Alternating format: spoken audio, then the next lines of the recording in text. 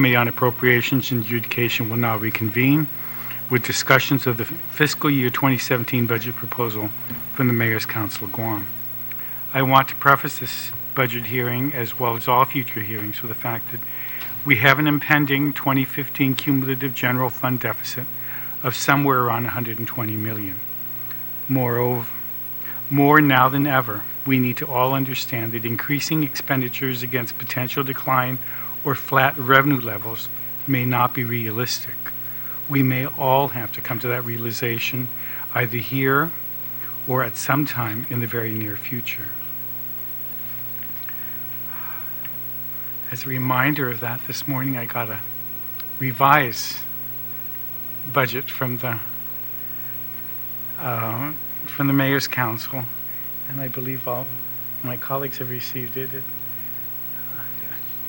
It really is just the lump sum payments. It's okay, but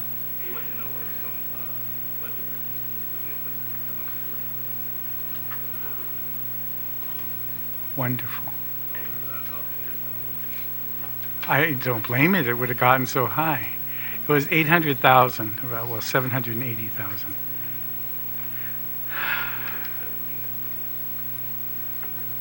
Okay. Well, I believe you have a statement. Go ahead, please. Are you on?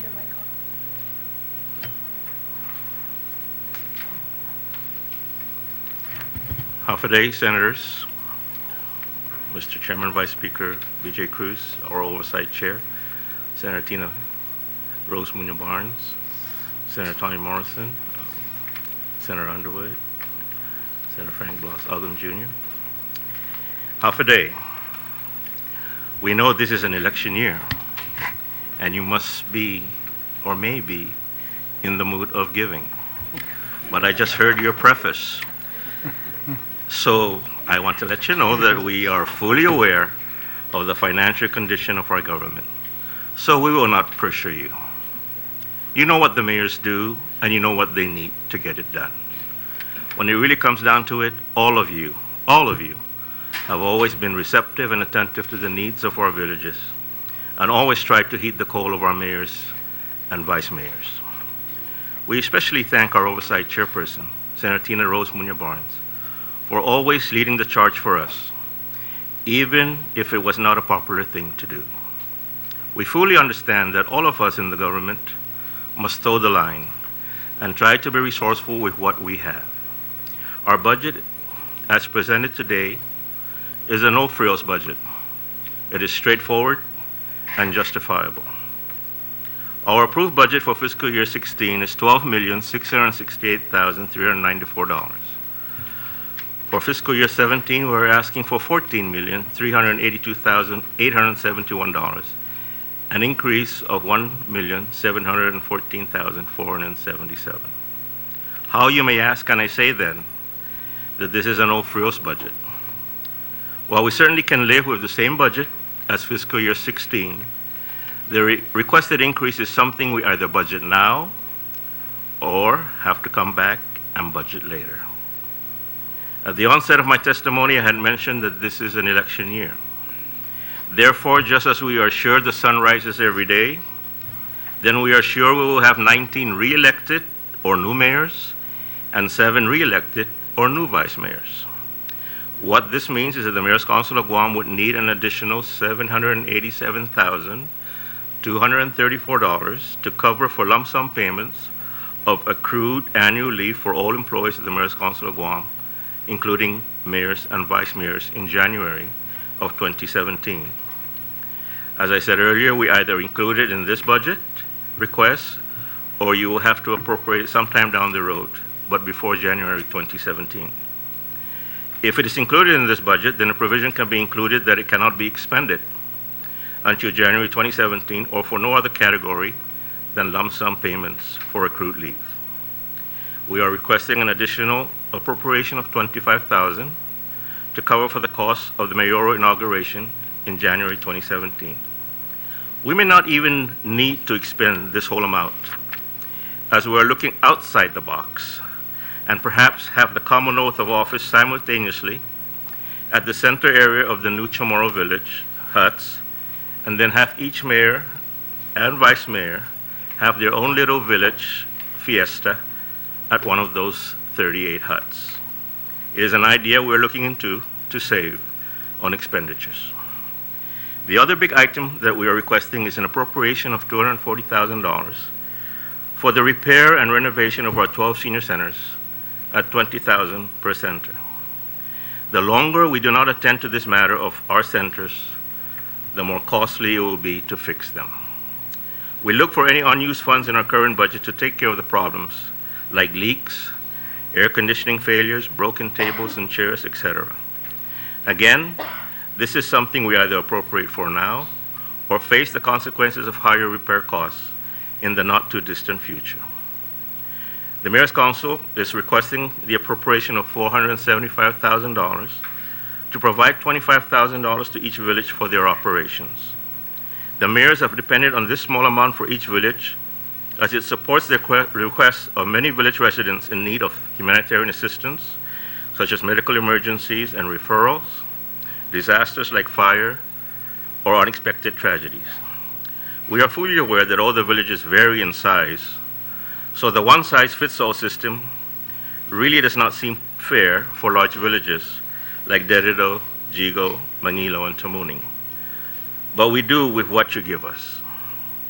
I think our mayors deserve an acknowledgement because we have indeed lowered our cost for power, and it is reflected in our budget. We still have to work on lowering the water usage and telephonic costs. So in this category, we are actually asking for a reduction of $8,484. Personnel costs, you only see an increase in the benefits request due to the mandated percentage rates of government shares. The 4 additional recreational leaders are already included in the total personnel budget request of $8,699,081. These 4 employees were hired this fiscal year due to savings we incurred in our current fiscal year budget for personnel. As you are aware, Sinahanya opened the first open-air gym, and Barragata opened their recreation center. We hired the 4 additional people to provide programs at these facilities not only during the day, but in the evening as well. For the office space rental, we are simply asking the rental rates agreed upon, plus an additional 10% for the Mayor's Council office space, as we need to bid it out at the end of this fiscal year for our offices. We have an idea to offer later in my testimony about how we can save on renting space for the Mayor's Council. Mayor's Council operations is status quo except for the additional $25,000 requested for the inauguration in January 2017. The $35,000 for MCOG supplies and materials is status quo. The President's Contingency Fund and the Association of Mariana Island Mayors and Vice Mayors and Elected Municipal Council Members, AMEM, request of $20,000 each is also status quo.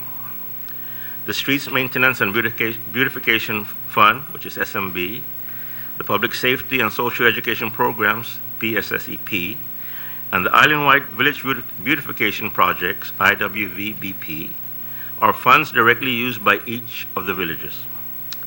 We are requesting an additional $100,000 for each of these funds.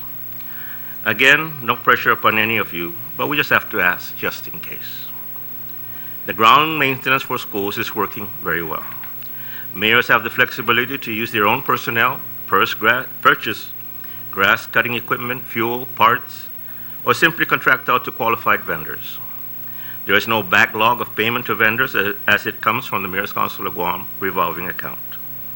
We are requesting, however, an increase of $72,294, or a 15% increase to account for rising costs from vendors and equipment costs and maintenance. Additionally, we ask that the miscellaneous provisions for prior year obligations, carryovers, and unexpended balances be authorized to the Mayor's Council in fiscal year 17, as it has been in the past for our use and implementation. That is our budget. Simple, straightforward, and justified.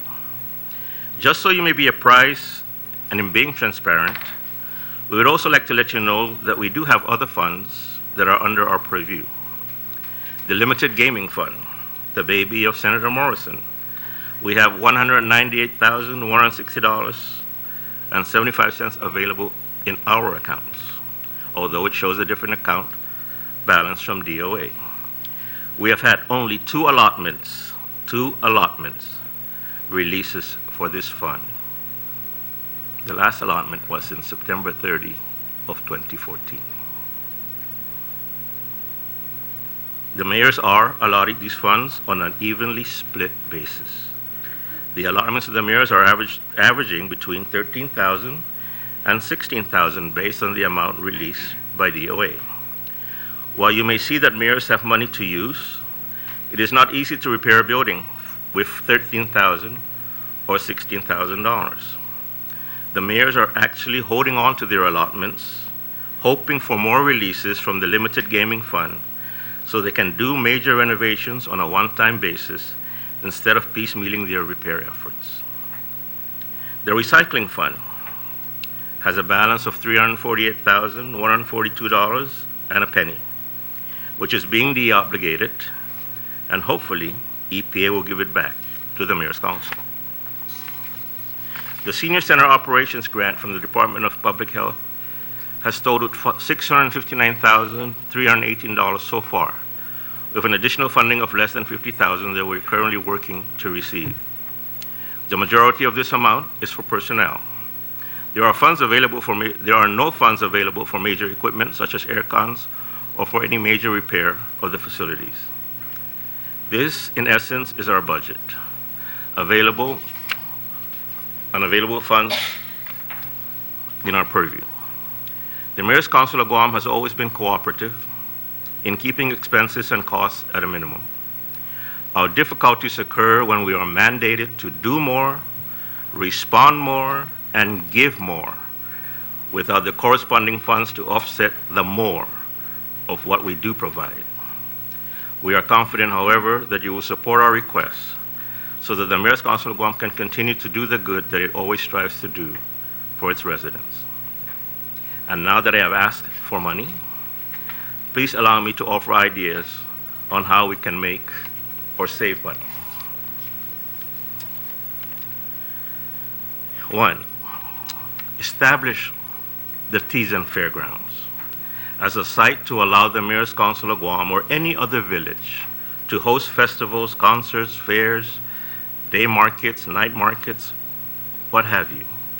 As we know, the Liberation Carnival is an annual affair, but we certainly do not need to annually look for a venue.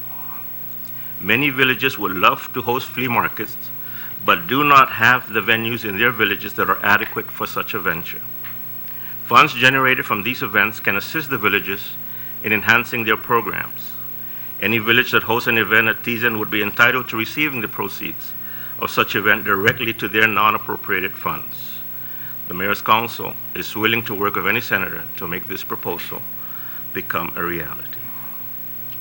2, pass the user fee schedule that has been submitted to a previous legislature so that mayors can uniformly charge fees for the use of village facilities. This fund can assist in the maintenance and enhancement of village assets. 3, we ask for legislation to be introduced to allow the Mayor's Council of Guam to be the recipient of any used government vehicles or heavy equipment that can be used by the maintenance personnel in the villages. We often see the autonomous agencies like GPA, the Airport Authority, the Port Authority, and departments like Public Works that often renew their fleet of vehicles. These vehicles that are being replaced are still in usable condition, and it would be an appreciated asset to any mayor, as they often find themselves foraging at GSA or at DRMO in competition with other entities both here and abroad, only to be told that it is not available to them. We believe the government of Guam should support the village mayors first by giving them this right of first refusal for heavy equipment and maintenance vehicles from other departments. 4, we all hear about the revitalization of Fagatnya. The Mayor's Council of Guam would love to stop renting for our main headquarters. Perhaps when the governor and his staff officers vacate the current Antelope grounds to the Palastra, that a portion of the R.J. Bordallo complex be given to the Mayor's Council of Guam for their offices. It may not be something we can realize right away, but it is something we can look forward to if it is mandated by statute. These are simple ideas and proposals, but we offer it as a realistic way we can help raise revenues and expenditures. And for those that may be interested, the OPA audited our FY15 non-appropriated funds in all the villages, and for the first time in MCOG history has been issued a clean opinion on those funds. Yes, there are still a few glitches in some of the villages, but the bottom line is we are improving and are accountable to the funds entrusted to the villages. Additionally, the audits of liberation funds for FY13 and 14 by Ernst & Young have also been completed and given a clean opinion. Dankuluna Sizus Masi. I'm so glad I sent out a memo asking for an opening statement. And I'm hoping the other directors were listening, because that's the kind of opening statement that OFB wants. If you provide us with a copy of your testimony, you've taken all my questions and you've answered them as you've gone along. So I really have no questions. I just want to commend you for a very thorough, and you've anticipated all the questions that I had that I wanted to ask. You've diffused them, unfortunately. Or fortunately. Yeah. And so thank you for doing that, but I really appreciate that. And then your willingness to provide us with some ideas on, I saw a couple of my colleagues here furiously taking notes, so within the next week, I'm sure there'll be a flurry of new bills being introduced. I have plenty to do, so they can have it.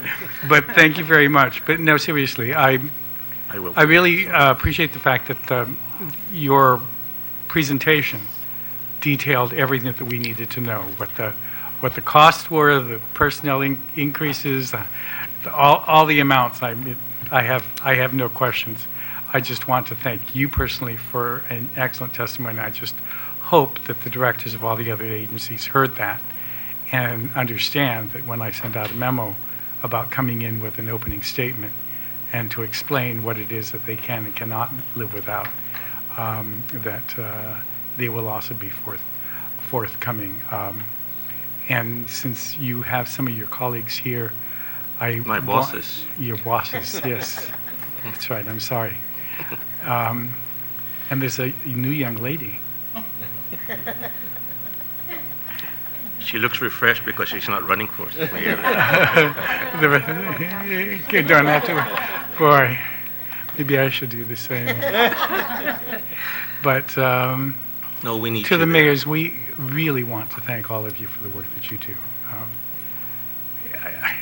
You were first on the list because there are two things I cannot fight against, and that was the election commission and the mayor. So it was I had to get through the first day easily, but and you made it exceptionally easy by exceptional testimony.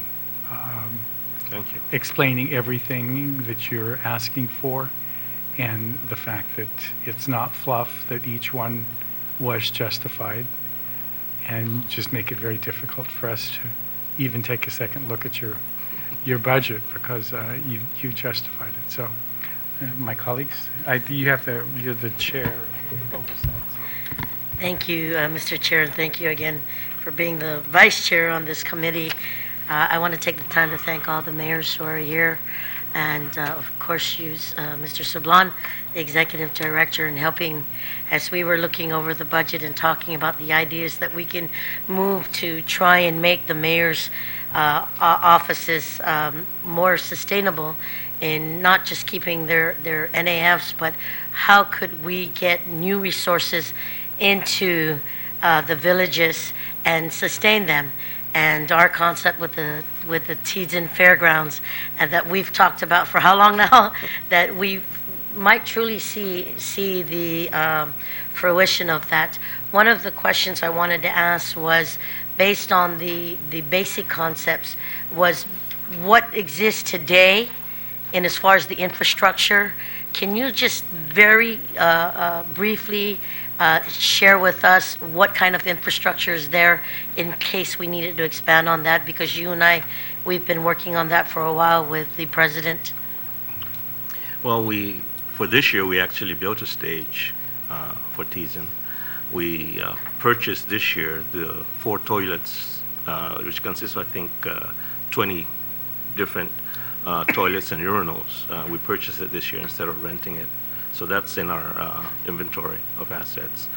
The water and the plumbing have already all been installed. The bingo or cockpit area is there for our use. And the building used for the casino has actually been donated to the Barrigada Mayor's office for their use. So it's already, and it's great parking. The only negative thing about Teasen, as probably the president here would mention, as mentioned before, is the access. It's just, we only have one access now. Right. And now that they're working on installing the pipes underground, hopefully we'll finish the carnival before they reach that entrance. But if there can be a way somewhere, the tri-section or on the Army Drive side, if they can open through the post office, because the post office already has a traffic signalization. All we need to do is open the fence and allow traffic to turn left when they enter the post office, and you're right there into Teasen. It's something that we have brought up with the Congresswoman. We have no response yet, but I believe she's working with the people at the post office to see if that's possible. But other than that, it's the only other area we've looked all over Guam to find an area. And everywhere we went, we were told no. So, Paseo, actually by law, and there's nothing, we got to amend the law because the law says Paseo. If it's not held in Paseo, the law says somebody else can run a carnival. So we can actually have 2 carnivals going at the same time for Liberation because the law allows it. But Paseo is just not feasible anymore. It's too small. It's got great facilities, but where do people park? And we just can't fit them in. All the vendors that we have can't fit in there. If we're going to put in rides, there's nowhere to go, And so while we love Central being Paseo, we're just also realistic. It just can't happen. Tumon, well, it's close to the tourists, and it may help in the vendors with getting more participation and more people coming.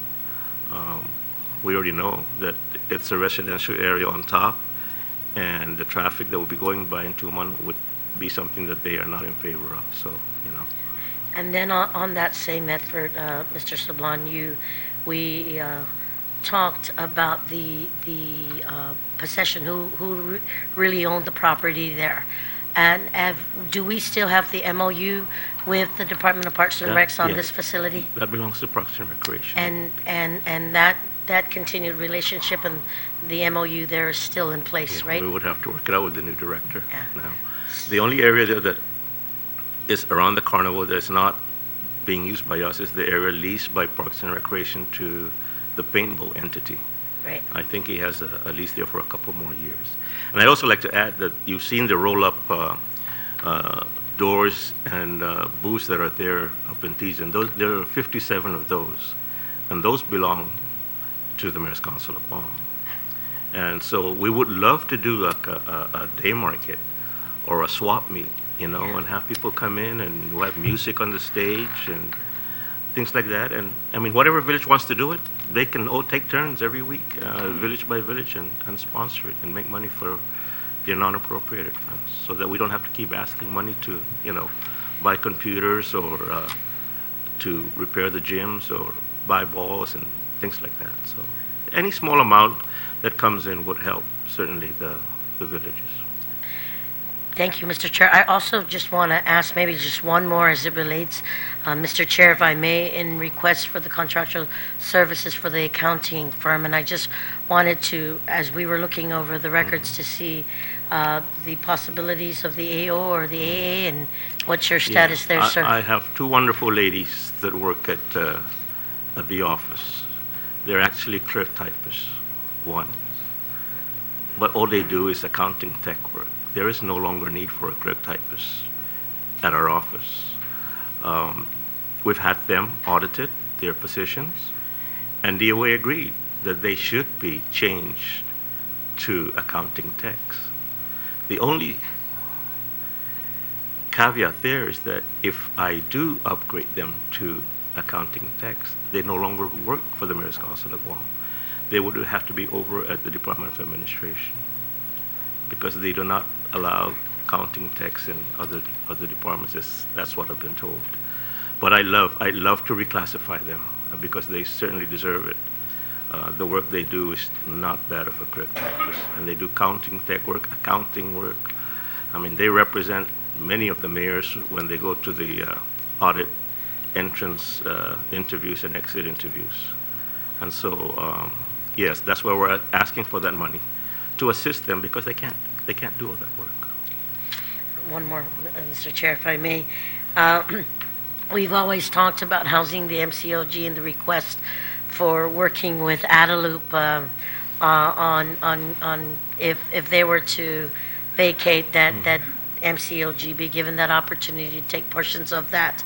Have we continued to work with GURA to see how we can best look at a headquarters and ascertain some HUD funding to that effect? Yes. Has that been explored again? I've actually, Mike Duenas is my neighbor. So we talk every once in a while, and I've mentioned of it. You giving up that property here in Hagatnya, why don't you give it to the Mayor's Council of Guam so we can build with your money a municipal building. And it's something that they might explore, but right now they're working with the different villages and getting them Right, I understand. things that they need first. And I understand that. I would rather the villages have their gyms and their buildings and their basketball courts and things like that rather than a municipal building. I mean, we have an existing big Adelup facility. You've got the Hagatnya Police Department that may be vacating soon. I don't know what they're going to do with that building, but ideas like this and the data processing building, I mean, we can always look at buildings the government owns and turn it into a municipal building.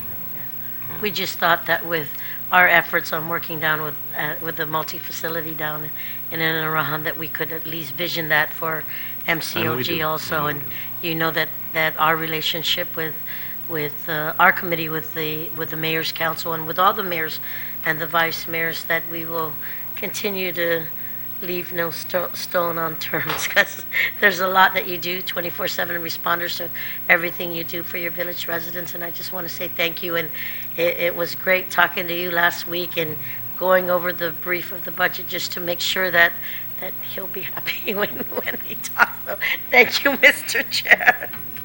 Appreciate it, Sanamasi.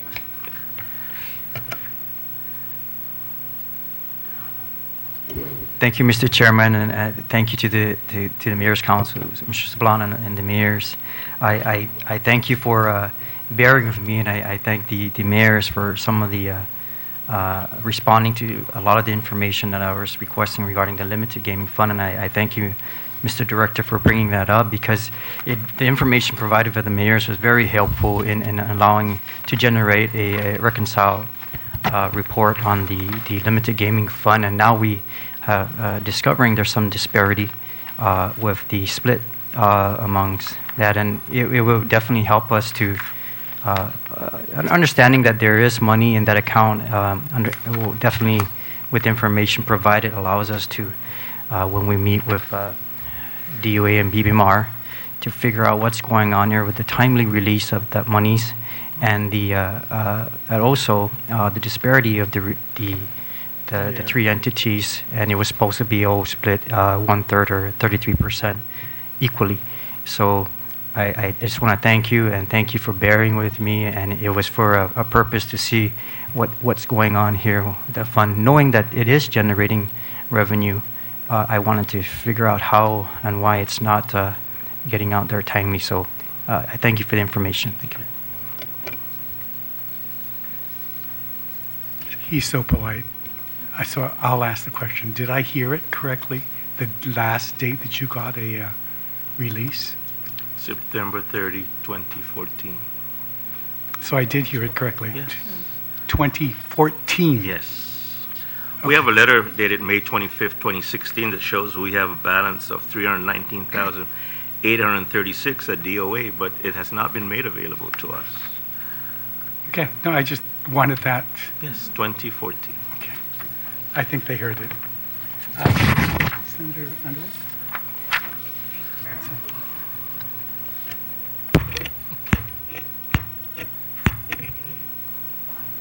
Join the movement. Thank you very much. I want to echo the Vice Speaker, the Chairman's statement in regards to the comprehensive presentation that you provided, because not only did you provide a slight adjustment increase, you justified all those numbers where they're going to be allocated, and then you also provided some options in terms of finding creative ways where you can generate additional revenues and use other facilities. So I really appreciate that perspective. The only question I have, and I'm sure you anticipated this, there's a particular gymnasium that has been inoperable, out of use, no longer safe for the community to use for the last year and a half. And I noticed, I was looking through your budget to see if by any chance a request was placed for the repair of that particular gymnasium. And can you just share with me if in fact that was incorporated and why? You know, we don't, I had asked mayors to come in with their Incidentally, you know I'm talking about Yes, the village I I'm from, exactly know the Georgia Gymnasium. Yeah. YONA. Yes. I asked the mayors to submit their requests that I may include in this budget as far as capital outlay. Many of them probably realize that no matter how many times we put in a request for capital outlay, it never becomes part of our budget. That's what we experienced over the years. The Junior Gymnasium, if I'm not mistaken, has a $100,000 appropriation from the compact impact Yes. aid. And he's money. still in the process. And The it's only still in the question is process whether in of fact doing, right. that is, well, the 100,000, whether in fact that's going to be sufficient to meet the requirements of repairing the gym and allowing its full use. So, It may not be. yeah. But as far as like on the limited gaming fund, the mayor couldn't use 12,000 to Yeah. do anything as major. That's why they're trying to wait for the total amount of money that they can get every month and add it up all together and come up with one big bid and repair it. But Okay. yes, certainly the gaping hole on the roof of the junior gym is Yeah. not acceptable. But like I And said, I there is know, 100,000 yeah. that's We were looking at the out there 100,000, somewhere. and then if the anticipation is that the 100,000 may not be sufficient at this point in time, but we still have yet to receive any official request for proposal. So that's one of the reasons why I wanted to ask whether, in fact, it was incorporated in the budget for Jonia's, the replacement of the roof, in addition to the 100,000 that has been provided by the front office. And thanks to Governor Calvo for providing that additional support through the compact impact. But let's see if in fact it is, and if it's not, Mr. Chairman, you know, I understand we're going through the budgetary process, but certainly that's a consideration and that needs to be addressed, because that facility was used by many of our people in the residents and also in the surrounding villages. And when you see children and youth utilizing that facility, then guess what? They're exerting their efforts in a positive way. So I want to see what we can do to have that restored as quickly as possible. Thank you very much, Angel, and thank you. Senator Tony?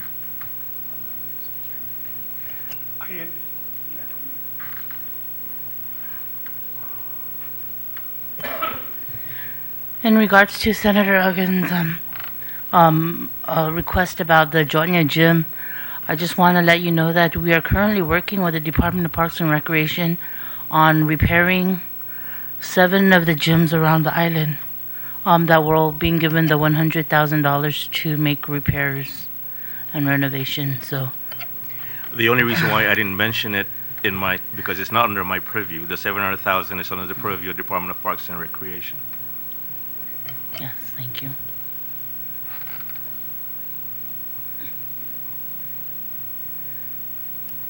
Anything closing? No, I just really want to thank you, Angel, Mr. Splon, for excellent testimony this afternoon, detailing the request of 19 different villages. I mean, I don't know how I can't even work with 14 others. Did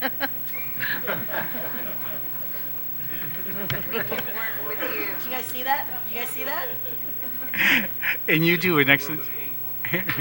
And thank you very much for clarifying all of the questions that we had. Okay. If we have any other questions, we will submit it to you.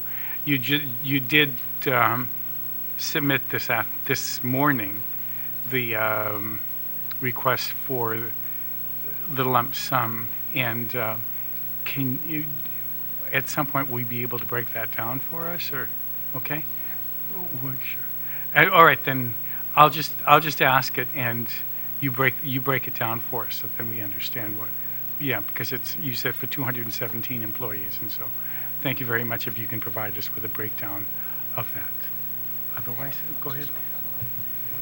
Based on that question, Mr. Director, on the employees, if the mayor were to retain their position in that village and keep the same employees, will that lump sum payment for those same employees still be given out? Or they'll lose it?